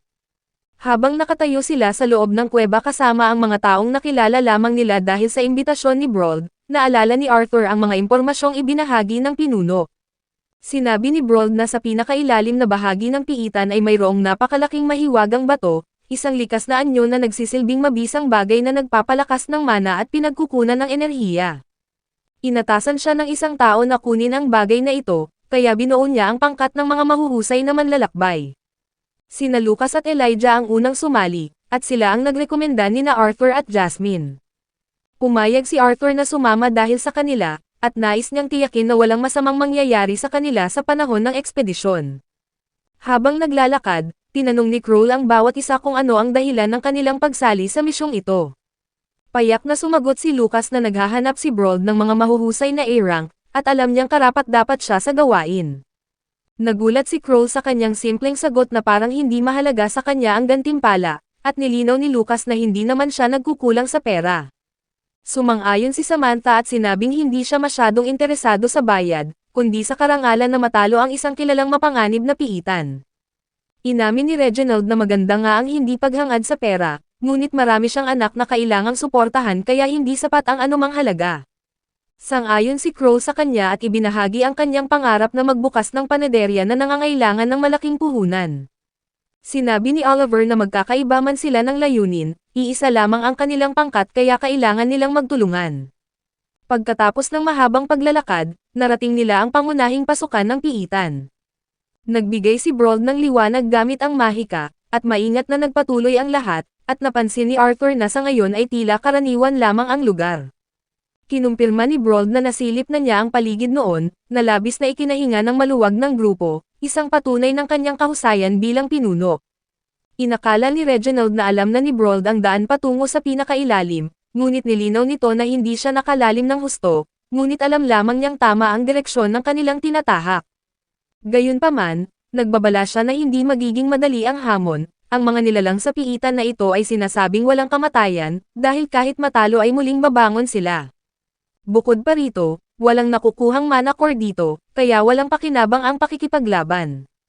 Ito ang dahilan kung bakit tinatawag itong libingan ng takot, at binigyang diin ni Brold na kailangan nilang lumaban ng matalino, at gamitin ng tama ang kanilang lakas at mana hanggat maaari. Sinabi ni Lucas na ang pagpatay sa kalaban gamit ang isang makapangyarihang sumpa ay ang pinakamabisang paraan, ngunit ipinaalala agad sa kanya ni Elijah ang pangyayari sa isla kung saan labis siyang gumamit ng mahika. Sumang-ayon si Arthur dahil tanda pa rin niya ang pangyayaring iyon, ngunit inis na sinabihan sila ni Lucas na tumahimik. Habang lumalalim sila sa piitan, napansin ni Reginald ang kakaibang katahimikan ng paligid. Ipinaliwanag ni Brold na wala pang dapat na halimaw sa bahaging ito, kaya tinawag lamang ito ni Lucas na nakakabagot, ngunit pinayuhan siya ni Elijah na huwag maging kampante. Hindi pinansin ni Lucas ang babala dahil kumpiyansa siyang hindi lumilitaw ang malalakas na halimaw malapit sa pasukan. Sa isip ni Arthur, tila hindi natututo si Lucas mula sa mga nakaraang karanasan. Hindi nagtagal, lumitaw mula sa madilim ang hindi mabilang na pares ng kumikinang na mata, at nagbabala si Brold na napapaligiran sila ng mga Batrunner. Biglang lumundag ang isa sa mga ito patungo kay Samantha, ngunit mabilis siyang tinulak ni Jasmine at pinuksa ang lahat ng kalaban sa paligid sa isang iglap, at agad na kumilos ang buong pangkat at hinarap ang mga nilalang. Paulit-ulit na ipinaalala ni Brold na gamitin ng mabuti ang lakas at mana, ngunit sinabi ni Kroll na hindi ito madaling gawin kapag napapaligiran. Nang makitang walang patutunguhan ang mahabang labanan, kinuha ni Arthur ang pamumuno. Sinabi niya kay Lucas na siya ang umatake habang siya naman ang susuporta, at hindi na naghintay ng sagot, nilinis ni Arthur ang kalaban sa likuran nila. Ginamit ni Lucas ang kanyang tungkod upang magpakawala ng matinding apoy na nagdulot ng sabay-sabay na pagsabog ng mga Batrunner sa kisame. Bagaman kinilala ni Arthur ang bisa ng atake, sinabi pa rin niyang labis ito, kaya pinagalitan si Lucas ni Brold dahil hindi niya sinunod ang utos na magtipid ng mana. Iginigit ni Lucas na hindi ito mahalaga dahil natalo naman nila ang mga kalaban. Gayunman, nagsimulang gumalaw muli ang mga nilalang kaya inutusan silang magmadali bago tuluyang makabawi ang mga ito. Sa kanilang pagpapatuloy, narating nila ang isang matarik na bangin, at hiniling ni Brold kay Elijah na gumawa ng hagdan sa gilid ng bato. Nang matapos ito, si Brold ang unang bumaba at sinigurong ligtas ang daan bago inutusan ang iba na sumunod. Maingat na bumaba ang lahat maliban kay Samantha na tumigil dahil sa takot sa matataas na lugar. Nakita ito ni Oliver kaya inalok niya ang kanyang tulong upang makatawid ito ng ligtas. Pagkarating nila sa ilalim, sinabi ni Brold na mayroong daanan patungo sa pinakailalim na bahagi sa pasulong na direksyon. Napansin ni Samantha ang kawalan ng katiyakan sa kanyang tono, ngunit kabadong tiniyak ni Brold na naroon ang daan noong sinilip niya ito noon. Hinikayat ni Kroll ang lahat na magpatuloy, at sinabing mas maaga nilang makuha ang kayamanan ay mas mabuti. Sumang-ayon ang iba at naglakad ng mas mabilis, at sa kanilang paglalakad, ipinagmalaki ni Lucas na ang kanyang makapangyarihang mahika ang nagligtas sa kanila noong nakaraang laban. Kinilala ni Arthur ang kanyang kontribusyon, at inamin naman ni Elijah na malaki ang naitulong nito. Gayunman, binalaan ni Jasmine si Arthur na huwag ubusin ang kanyang mana sa ganitong mapanganib na paraan. Sa pagpasok nila sa ibang bahagi ng piitan, hindi sinasadyang natapakan ni Samantha ang isang bato na naging sanhi ng paglabas ng isang bitag. Mabilis na kumilos si Arthur at tinulak siya palayo upang iligtas, at habang pareho silang nahuhulog, hindi sinasadyang naaktibo nila ang iba pang mga bitag. Agad na ginamit ni Arthur ang kanyang espada upang wasakin ang lahat ng batong sibat na nakatutok sa kanila. Labis na nag-alala ang lahat, lalo na't hindi nabanggit ni Brold ang pagkakaroon ng mga bitag. Agad na humingi ng paliwanag si Reginald, at laking gulat nila dahil si Brold ang kinakabahan sa lahat, dahil wala talaga siyang kaalam-alam tungkol dito at iba ang ipinagkaloob na impormasyon sa kanya. Noong nakausap niya ang kanyang misteryosong kliyente, nangako ang lalaki na magbabayad ng dagdag kung makakapagtipon siya ng mahuhusay na manlalakbay. Tinanong ni Brold ang tungkol sa tunay na kalagayan ng piitan, at malinaw na sinabihan na walang mga bitag at walang mapanganib na nilalang doon. Ayon sa lalaki, nakuha lamang ang pangalan dahil sa katangian ng mga naninirahan dito, na walang kamatayan at muling nabubuhay matapos matalo. Ibinigay din sa kanya ang isang mapa na nagpapakita ng daan patungo sa pinakailalim, at ngayong nahaharap sa maraming panganib, nalilito si Brold at hindi na alam kung sino ang paniniwalaan. Sa kabila ng takot, pinilit niyang kumalma at binalaan ang lahat na mag-ingat sa bawat hakbang. Nagpatuloy sila hanggang sa biglang tanungin ni Kroll kung nararamdaman din ba ng iba ang matinding init. Akala lang daw ito ni Reginald, ngunit kinumpirma ni Samantha na nararamdaman din niya ang kakaibang init. Inamin ni Brold na may kakaibang nangyayari, at nang tanungin siya ni Lucas kung bakit hindi ganito ang kalagayan noong una siyang pumunta, wala siyang maibigay na malinaw na sagot. Hinala ni Arthur na dulot ito ng matinding puwersa na nagmumula sa kaloob-looban pa ng piitan, ngunit sa akala nilang hindi na lalong lumala ang sitwasyon, biglang naglabasan ang maiinit na usok mula sa mga pader at nagsimulang gumalaw ang lupa. Naiinis na si Reginald sa kawalan ng kasagutan ni Brold at diretsahang tinanong kung sinilip ba talaga niya ang lugar o hindi, ngunit lalo siyang nagalit nang makitang nag-alinlangan ang pinuno. Bago pa may mangyari, biglang lumabas mula sa lupa ang isang dambuhalang bulate, kaya agad na kumilos si Kroll, ginamit ang kanyang panangga upang harangin at itulak ang halimaw. Mabilis na nagtago ang bulate sa ilalim ng lupa, kaya nagpatuloy sa pagtatanong si Reginald at hiniling ang buong katotohanan. Sa wakas ay inamin ni Brold, ibinigay lamang sa kanya ng kliyente ang lahat ng detalye at ang mapa. Alam niya ang tungkol sa mga Batrunner, ngunit hindi sa mga bitag o sa higanteng bulate, na ang ibig sabihin ay nakaharap sila sa isang mana beast na hindi dapat naruroon sa piitan na ito. Ipinaliwanag ni Kroll na ang ganitong uri ng nilalang ay hindi bigla ang lumilitaw sa mga kilala at naitalang piitan, kaya may maling nangyayari sa buong misyon na ito. Sa isip ni Arthur, posibleng matagal na palang narito ang nilalang at niloko lamang si Brold ng kanyang kliyente, bagaman hindi niya alam ang dahilan nito, at puno ng pangamba ang lahat. Habang nag-iisip sila ng susunod na gagawin, palihim na nilapitan ni Oliver si Samantha at inaya itong sumama sa kanya. Nang mag-alinlangan siya, sinabi ni Oliver na halatang nagsisinungaling si Brold at kung susunod pa sila sa kanya, mamamatay lamang silang lahat. Iminungkahi niyang kunin na lamang nila ang kayamanan habang abala ang iba sa pakikipaglaban sa halimaw, ngunit ayaw naman ni Samantha na iwan ang kasama, subalit hindi na naghintay si Oliver at hinila na siya palayo. Naramdaman ni Arthur na may kakaiba, kaya agad niya silang tinawag na huminto, ngunit tumanggi si Oliver at sinabing hindi siya mamamatay kasama nila. Bago pa sila makalayo ay nagbigay ng utos si Arthur kay Lucas at mabilis na hinawi si Samantha palayo kay Oliver. Nang ligtas na siya sa gitna ng grupo ay lumikha si Lucas ng isang matibay na panangga gamit ang kanyang mahika. Inutusan ni Arthur si Oliver na pumasok sa loob ng proteksyon, ngunit tinawanan lamang ito ng tangang lalaki at muli niyang sinabing hindi siya mamamatay kasama nila. Sa sandaling matapos siyang magsalita, biglang bumulwak ang kumukulong laba mula sa pader. Buong lakas na gumamit ng mahika si Samantha upang iligtas siya, ngunit nang mawala ang usok, tanging ang mga buton na lamang ni Oliver ang natitira. Hindi nagsayang ng oras si Arthur at kinuha ang mahiwagang bato mula sa tungkod nito, at ibinigay kay Samantha. Sinabi niyang palitan nito ang batong nasa sarili niyang tungkod dahil mas malakas ang kapangyarihan nito, at ipinag-utos niya sa lahat na umalis agad bago pa magkaroon ng panibagong pagsabog. Habang tumatakbo, muling lumitaw ang dambuhalang bulate, handa na sanang harapin ito ni Kroll tulad ng una, ngunit sa pagkakataong ito ay hindi na umurong ang halimaw. Inutusan ni Brold sina Samantha at Elijah na umatake, at gamit ang bagong bato, nagpakawala si Samantha ng mahika at namangha sa tindi ng kapangyarihan ng kanyang sandata. Sinundan ito ni Elijah na sinubukang pigilan ang bulate, ngunit hindi naging epektibo ang kanyang atake, at napagtanto ni Brold na kulang sila sa lakas ng pagsalakay. Inutusan niya si Jasmine na tulungan siyang atakihin ang bulate habang ibinagsak naman ni Reginald ang kanyang maso sa ulo ng kalaban. Inatasan naman sina Arthur at Lucas na hanapin ang kahinaan nito habang abala ang lahat, bagaman natatakot si Lucas sa laki ng halimaw, sinunod pa rin niya ang utos. Habang ginagambala ni Brold at Jasmine ang bulate, sinuri ni Arthur ang sitwasyon at napagtanto na walang epekto ang karaniwang apoy, kailangan nila ng init na mas matindi pa rito. Nang tuluyang magtuon ng pansin ang bulate kina Brold at Jasmine, sinamantala ni Reginald ang pagkakataon at ibinagsak ang kanyang sandata sa ulo nito. Agad na gumanti ang bulate, tinamaan si Reginald at hinagis siya ng malakas patungo sa pader.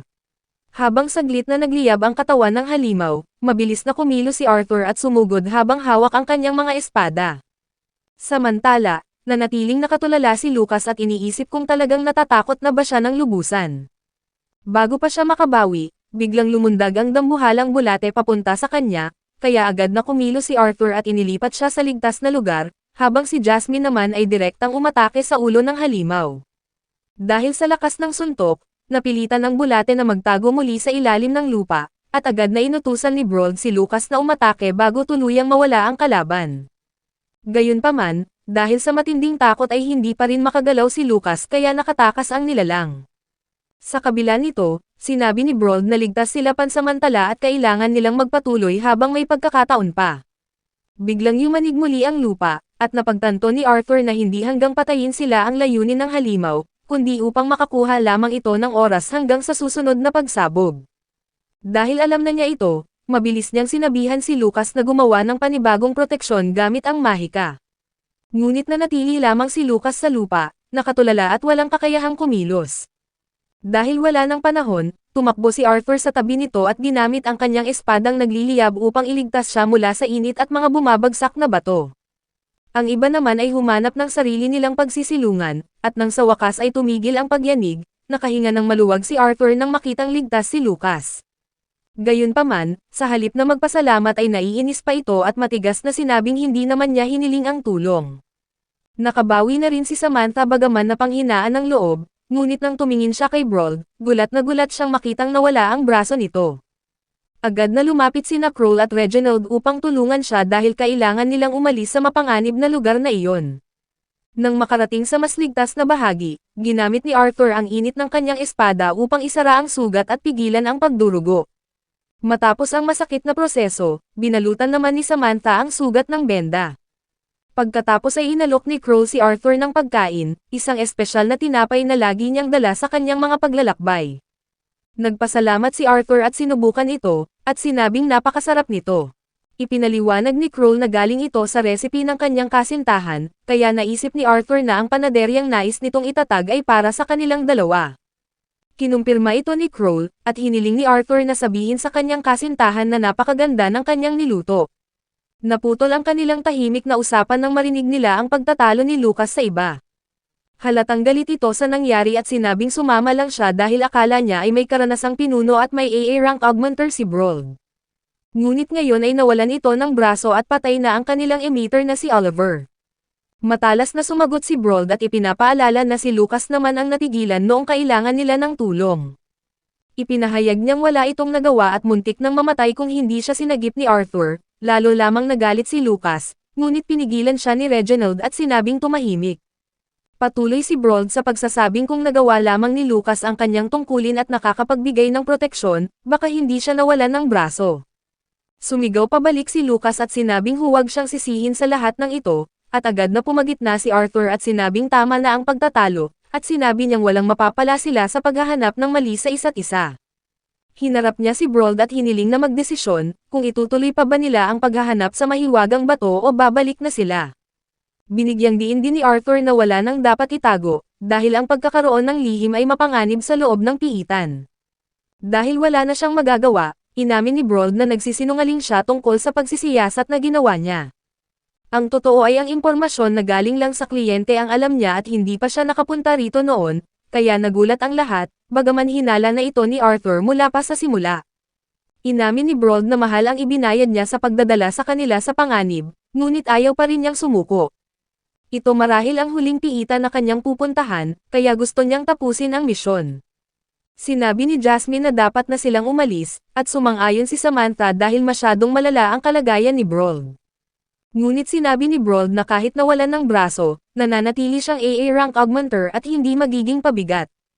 Inamin ni Reginald na mahirap din ang bumalik, bagaman umaasa siyang totoo ang kwento tungkol sa mahiwagang bato.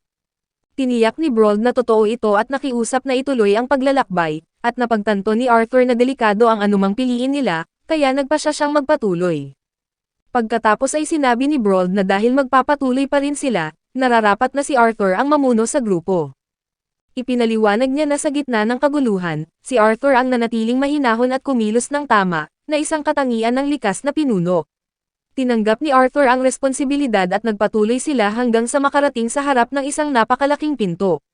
Sinabi ni Brold na ayon sa impormasyon, ang daan patungo sa pinakailalim ay nasa kabila nito, at nang buksan nila ang pinto, nakita nila ang isang malawak at bukirin na lupa.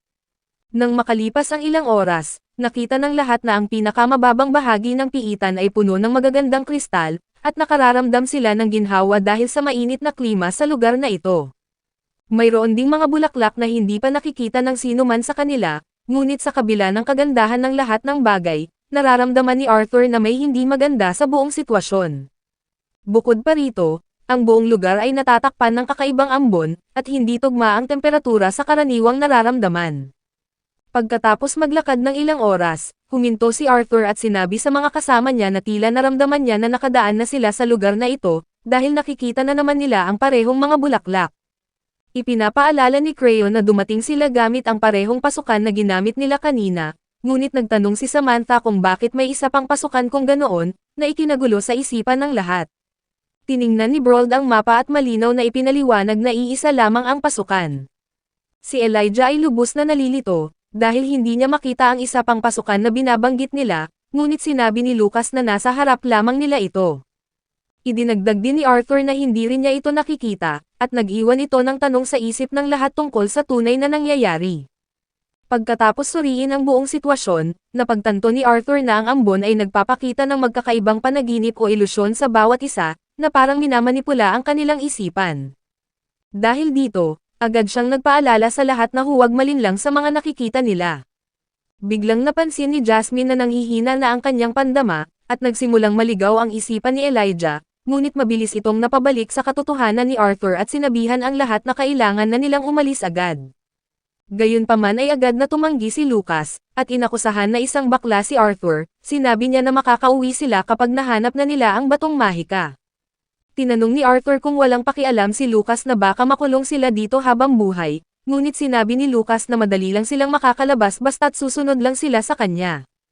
Sinubukan siyang kausapin ni Elijah at ipinaalala ang nangyari kay Brold, ngunit sinabi ni Reginald na nais din niyang magpatuloy sa paglalakbay.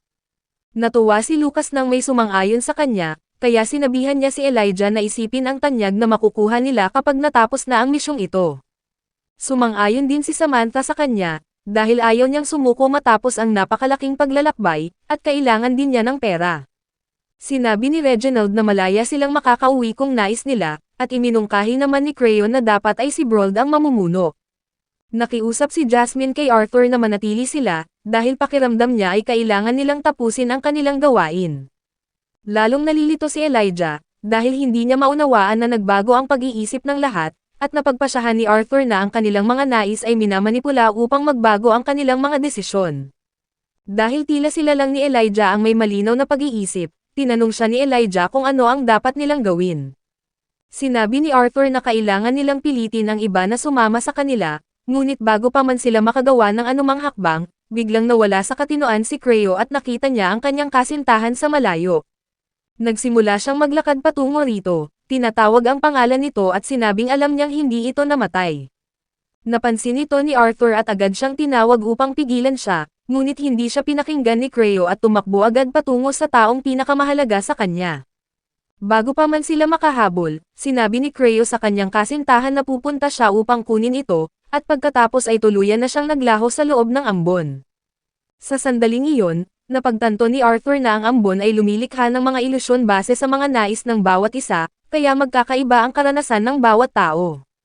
Nawalan din ng katinoan si Lucas, at habang nasa gitna ng ambon, nakita niya ang kanyang nakatatandang kapatid na lalaki.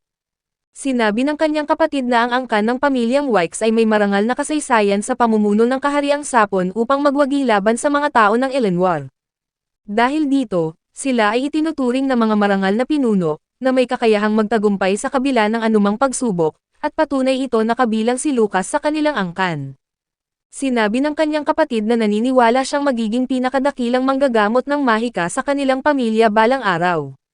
Naging masaya si Lucas nang marinig ito, at sinabi pa ng kanyang kapatid na magaling na siya hanggang sa kasalukuyan, kaya't wala nang sino man ang magtatawanan sa kanya dahil sa pagiging anak ng isang alipin sa ngayon. Agad na nawala ang ngiti sa mukha ni Lucas, at sa halip ay puno ito ng galit at hinanakit. Bago pa lumala ang mga negatibong damdaming ito, tumawag si Elijah at napabalik si Lucas sa katotohanan, tinanong kung maayos ba siya. Napagtanto ni Lucas na hindi pala nandoon ang kanyang kapatid, bagaman mukhang labis pa rin ang kanyang pagkabigo. Samantala, nakaranas din ng ilusyon si Jasmine, kung saan nakita niya ang kanyang sarili noong bata pa siya kasama ang kanyang ama. Binati siya nito ng maligayang kaarawan at sinabihan ang lahat na uupo siya sa tabi niya sa araw na ito. Sinabi ng kanyang ama na ang kanyang mga kakayahan ay karapat-dapat na kilalanin at bigyang pansin, dahil siya ay isang tunay na manggagamot ng mahika na karapat-dapat na magmana ng ari-arian ng pamilyang Flamesworth. Lalo pa siyang nahulog sa ilusyon, kaya't mabilis siyang ginising ni Arthur, alam niyang may nakikita siyang hindi totoo. Hinawakan niya ang mga kamay nito upang matulungan siyang manatiling matatag, at humingi ng paumanhin si Jasmine, sinabing labis lamang ang kanyang nararamdamang pagkagulat. Tinanong niya kung may nakita rin ba siyang kakaiba, ngunit sinabi ni Arthur na wala pa siyang nakikitang anumang ilusyon, marahil dahil ang pinakamalaking nais niya ay mapangalagaan ang lahat ng kasama niya. Sa sandaling iyon, narinig nila si Brold na sumisigaw sa mga nilalang sa piitan na wala naman talaga doon. Malinaw na nahuhulog siya sa ilusyon, at tuloy-tuloy ang paghampas ng kanyang espada, sinasabing siya ay isang manggagamot ng mahika na may ranggong A, kaya walang sino man ang makakatalo sa kanya. Habang sinusubukan ni Arthur na gisingin si Brold, nahulog din sa ilusyon si Samantha, kung saan sa wakas ay nakita niya ang batong mahika na kanyang hinahanap. Nang malapit na siyang kumuha nito, tinawag siya ni Arthur at agad na naglaho ang kanyang nakikita. Mukhang naguguluhan at hindi makapaniwala si Samantha, na nagtatanong kung nasaan na ang batong mahika, kaya ipinaliwanag ni Arthur na wala naman talagang naroon. Nang maunawaan na niya ang panganib sa kanilang sitwasyon, sinabi niyang nais na niyang umuwi. Nakikita ni Arthur ang kanyang takot, kaya pinalakas niya ang loob nito at sinabing kailangan niyang gamitin ang kanyang kapangyarihan upang maprotektahan ang lahat mula sa ambon. Naging matapang si Samantha at ginamit ang kanyang kapangyarihan upang gumawa ng mahika, na lumikha ng malaking bilog na tubig na nagpapanatili sa kanila na malayo sa ambon. Naging mahinahon na ang lahat, at tinanong ni Arthur si Jasmine kung mayroon siyang kapangyarihang matanggal ang ambon ng tuluyan. Sinabi ni Jasmine na hindi niya ito tuluyang maalis, ngunit maaari siyang gumawa ng daan na malinaw sa loob nito. Agad niyang inihanda ang kanyang kapangyarihan, kaya't sinabi ni Arthur kay Samantha na ibaba ang kanyang proteksyon, at sa gayon ay nalinisan ni Jasmine ang malawak na daan sa pamamagitan ng kanyang mahika. Dahil dito, napansin nila ang napakaraming makakapal na ugat na gumagapang sa lupa sa ilalim ng kanilang mga paa. Napagtanto ni Arthur na ang pagpapakita ng mga ilusyon sa pamamagitan ng ambon ay paraan upang mahikayat sila papunta sa lugar na ito, upang hindi nila makita ang mga nakatagong ugat sa ilalim hanggang sa maging huli na ang lahat. Kahit na gumamit ng mahika si Jasmine, mabilis na bumalik ang ambon, at lalong humihina ang katinoan ni Brold. Nagsasalita siya sa sarili, sinasabing siya ay isang adventurer na may ranggong A, kaya hindi siya matatalo ng anumang malalaking halaman. Nang hindi na naghihintay pa, tumakbo siya ng diretso patungo sa mga ugat at sinimulang hiwain ang mga ito gamit ang kanyang espada habang tumatawa ng malakas. Sinubukan siyang pigilan ni Elijah, at nagpaalala na hindi siya dapat kumilos ng walang plano, at napagtanto ni Arthur na tuluyan nang nawala sa katotohanan si Brold dahil sa epekto ng ambon, kaya sinabi niya kay Lucas na maghanda na para tumulong. Alam na agad ni Lucas ang dapat niyang gawin, kaya ginamit niya ang kanyang kapangyarihan upang magpadala ng apoy patungo sa mga ugat, sa pag-asang masusunog ang mga ito hanggang sa maging abo.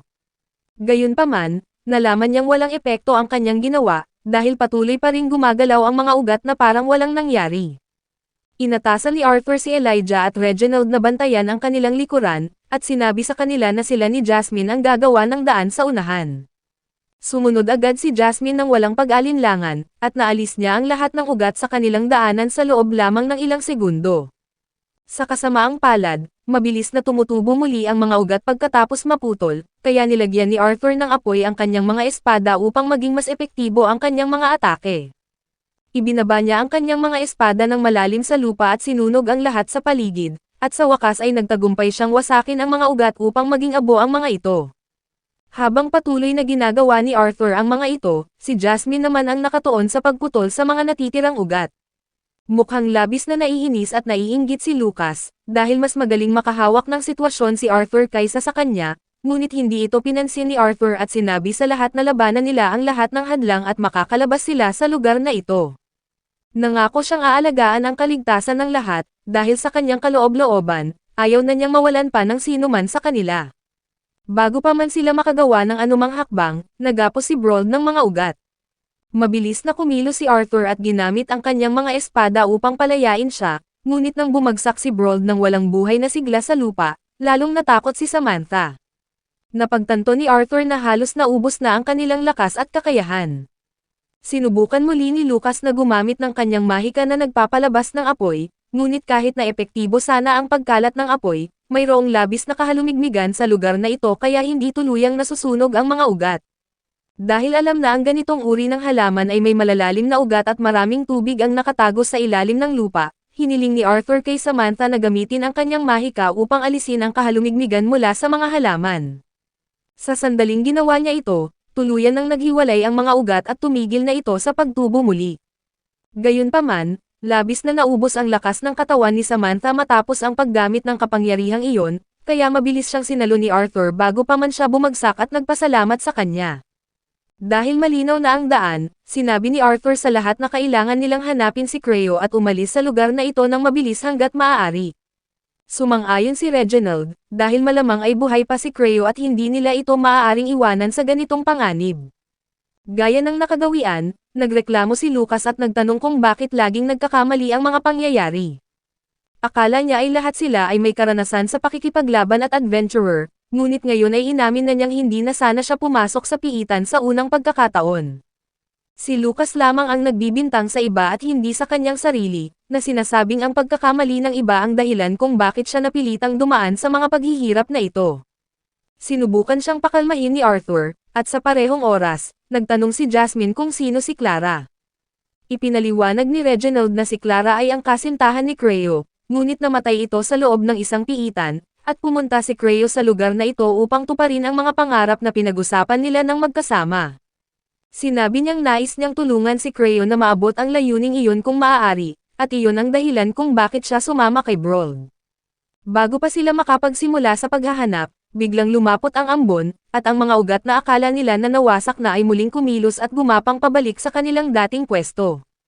Nagreklamo si Lucas at nagtanong kung wala na talagang pag-asa, ngunit sinabi ni Arthur na kailangan nila ng mas matinding apoy upang matanggal ang kahalumigmigan sa mga ugat at mapabagal ang paglaki nito.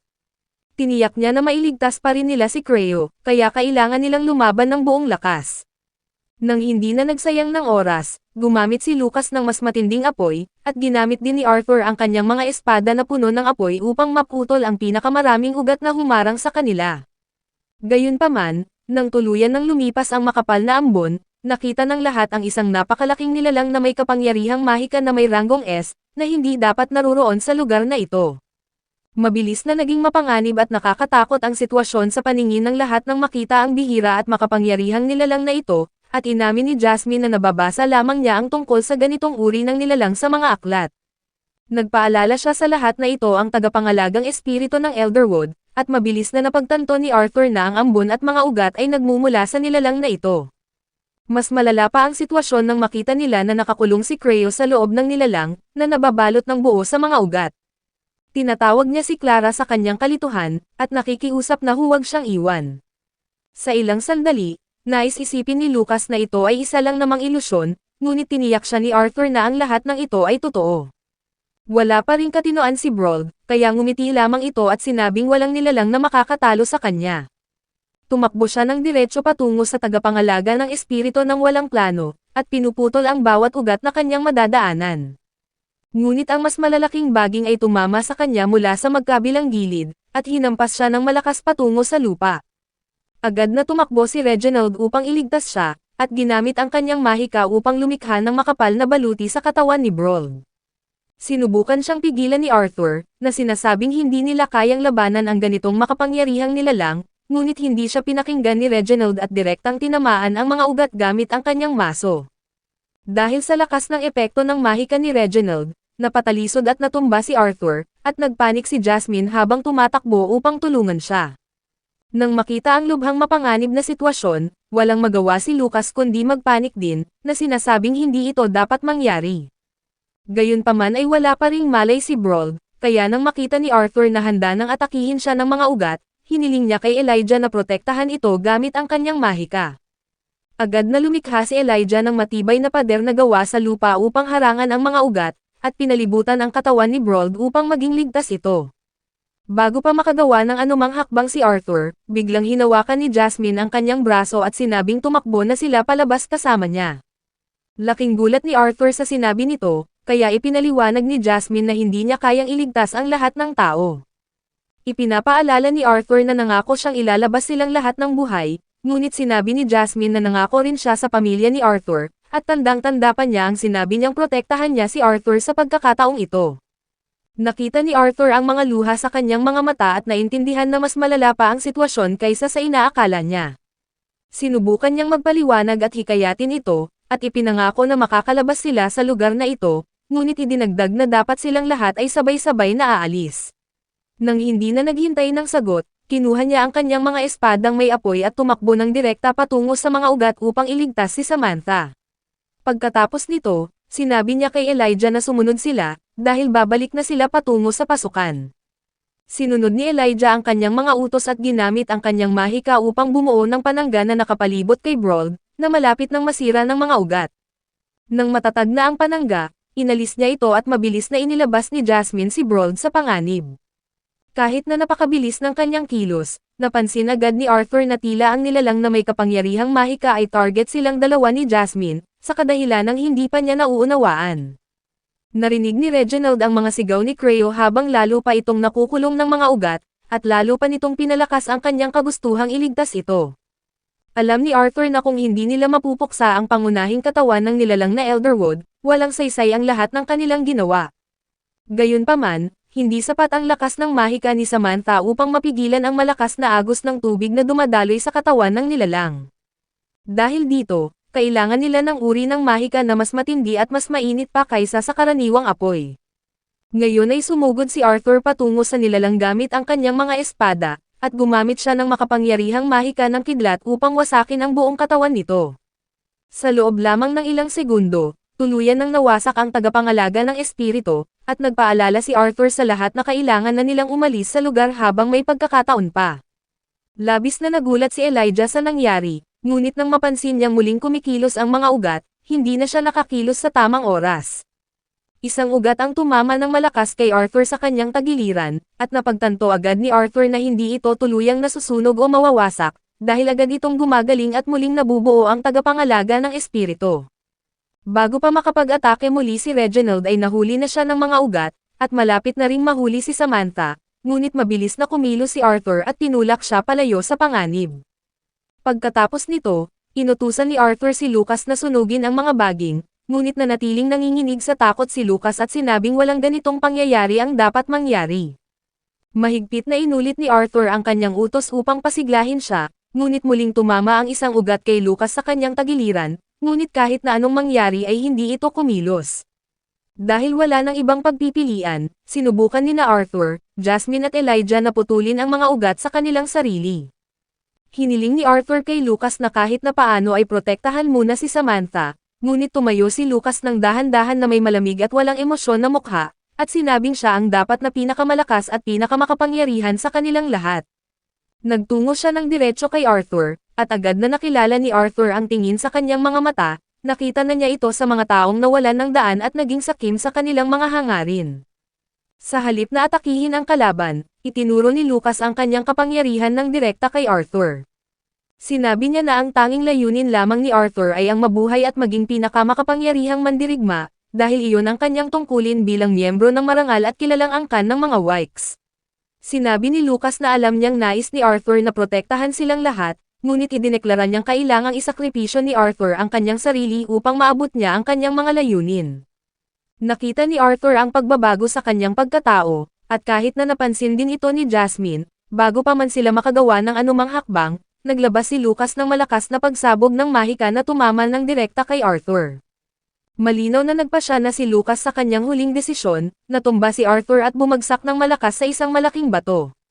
Labis na nagpanik si Jasmine at sinubukan siyang lapitan, ngunit inatake rin siya ni Lucas, at naglabas din siya ng mga atake sa lahat ng nasa paligid. Mabilis na kumilos si Elijah at ginamit ang kanyang mahika upang harangan ang atake, ngunit naglabas muli ng pagsabog si Lucas at sa pagkakataong ito ay tinamaan niya ito. Tinanong ni Lucas si Elijah kung sa tingin niya ay isasakripisyo niya ang kanyang sariling buhay para sa mga karaniwang tao, at ipinaliwanag na mas mahalaga ang kanyang sariling buhay kaysa sa kanila. Sinabi ni Elijah na akala niya ay magkakaibigan sila, ngunit tumawa si Lucas at sinabing lahat sila ay kanyang tapat na mga tagapaglingkod. Idinagdag pa niya na kung mamamatay sila para sa kanya, mananatili silang bahagi ng kasaysayan at maaalala magpakailanman. Bago pa makasagot ang sinuman, ginawa ni Lucas na gumuho ang kuweba, at ang malalaking kristal ay bumagsak patungo kay Elijah. Habang sinusubukang iwasan ang mga bumabagsak na bato at kristal, nahuli si Elijah ng mga ugat ng tagapangalaga ng espiritu, kaya sumigaw siya na ayaw niyang mamatay sa ganitong paraan. Sa sandaling malapit nang madurog ang kanyang katawan ng mga ugat, biglang pinutol ito ni Brold gamit ang kanyang espada, at ipinaalala sa nilalang na siya ang dapat na kalaban nito. Nagawa ni Brold na maputol ang tagapangalaga ng espiritu, ngunit agad itong gumaling at itinusok ang mga ugat sa katawan ni Brold. Pinanood ang lahat ng may pagkabigla si Elijah, at hindi pa rin makagalaw ng maayos si Arthur matapos tumama sa kanya ang buong lakas ng pagsabog. Ang lakas ng epekto ay sapat upang masira ang kanyang takip sa mukha, na nagpapakita sa kanila ng lubhang mapanganib na sitwasyon na kanilang kinalalagyan. Tumakas na si Lucas, kaya alam ni Arthur na wala ng ibang paraan, nagpasya siyang gamitin ang kapangyarihang ginugol ng matandang pinuno ng kahariang Eleanor na si Virion sa loob ng ilang dekada upang pag-aralan at mapagkadalubhasaan. Nagsimula niyang ilabas ang kapangyarihang iyon sa kanyang mga kamay, at sa lalong madaling panahon ay kumalat ang enerhiyang iyon sa kanyang buong katawan, na sumisira sa lahat ng nasa kanyang paligid. Kahit na napansin ni Sylvie na may nangyayaring pambihira sa kanya, hindi alam ni Arthur kung sapat ba ang kapangyarihang ito upang mailigtas silang lahat, ngunit nangako siyang aalagaan ang kaligtasan ng lahat, kaya gagawin niya ang lahat ng kanyang makakaya. Itinoon niya ang buong lakas ng kapangyarihang iyon sa isang kamay, at nagsimulang mabuo ang mga kristal sa kanyang paligid habang bumabalot ang kulay ube na kidlat sa kanyang katawan. Nang maging kristal ang buong lugar, tumakbo siya ng direkta patungo sa tagapangalaga ng espiritu at ginamit ang kakayahang tinatawag na Absolute Zero. Isang malakas na hampas ang ibinigay niya sa ulo ng nilalang, at sa isang iglap, ang buong katawan ng tagapangalaga ng espiritu ay naging kristal din. Pagkatapos gamitin ang kapangyarihang ito, nawalan ng malay si Arthur. Nagsimulang mag-isip si Elijah at nagtaka kung sino talaga si Arthur, ngunit wala siyang sapat na oras upang pag-isipan ito ng mabuti, dahil nagsimulang gumuho ang buong lugar sa kanilang paligid. Agad niyang napagtanto na ang nilalang na Elderwood ang nagpapanatili ng katatagan at integridad ng buong silid na ito. Samantala, sa lungsod ng Xyres, ang singsing na pag-aari ni Alice ay nagsimulang kumintab ng matingkad na pula, na nagbabala sa kanya na may malubhang nangyari kay Arthur. Ang misteryosong tao na nagplano sa lahat ng kaguluhan na ito ay pinanood lamang ang lahat ng pangyayari mula sa malayo. Nang makita niya ang paggamit ni Arthur ng napakalakas na kapangyarihan, inamin niyang mahirap paniwalaan na si Arthur ay isa lamang adventurer na may ranggong A.